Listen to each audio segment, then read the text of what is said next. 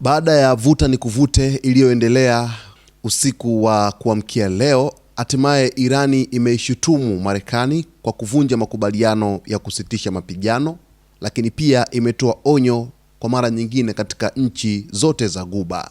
Wizara ya mambo ya nje ya Iran imeishutumu Marekani kwa kukiuka karibu vipengele vyote vya makubaliano ya kusitisha mapigano baada ya jeshi la Marekani kufanya mashambulizi mapya ndani ya ardhi ya Iran katika kipindi cha siku iliyopita. Katika taarifa iliyotolewa Jumatatu, Irani imesema mashambulizi hayo ni ya kikatili na yanakiuka wazi misingi ya mkataba wa Umoja wa Mataifa, hasa ibara ya pili kifungu cha 4 inayozuia matumizi ya nguvu dhidi ya nchi nyingine.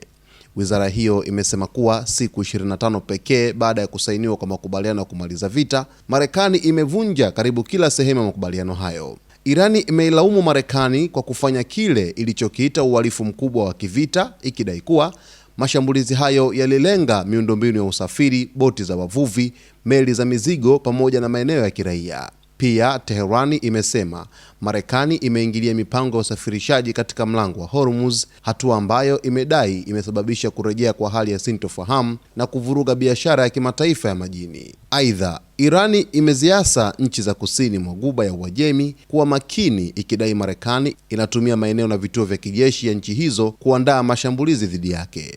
Wizara hiyo imeonya kuwa nchi yoyote itakayoshirikiana na Marekani katika operesheni hizo inaweza kukumbana na madhara, huku ikisema chanzo chochote cha mashambulizi dhidi ya Iran kitakuwa shabaha halali ya jeshi lake kwa ajili ya kujilinda. Katika hatua nyingine, Irani imekanusha kauli ya rais wa Marekani Donald Trump kuhusu matokeo ya mazungumzo ya Muscat yaliyofanyika Jumamosi, ikidai madai hayo ni uongo wa wazi unaotokana na kukata tamaa.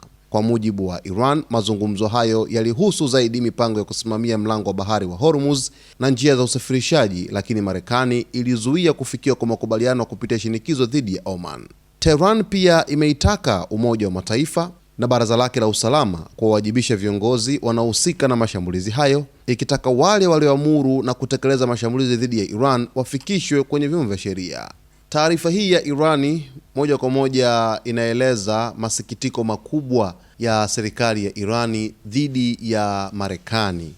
Yote haya ni kutokana na mambo ambayo yamekuwa yakifanywa na Marekani, hasa vikosi vyake vya kijeshi ambavyo vinapewa amri na Rais Donald Trump kufanya mashambulizi nchini Iran, lakini pia Irani imelalamika juu ya ukiukwaji wa mkataba ambao ulisainiwa Juni 18. Zimepita takriban siku 25 hadi hivi sasa tangu kusainiwa kwake, na mkataba huo umeonekana wazi kwamba unavunjwa hadharani kwelikweli. Basi mtazamaji wetu, kwa taarifa zaidi endelea kuungana nasi ambapo utaweza kufahamu yote ambayo yanajiri katika anga za kimataifa.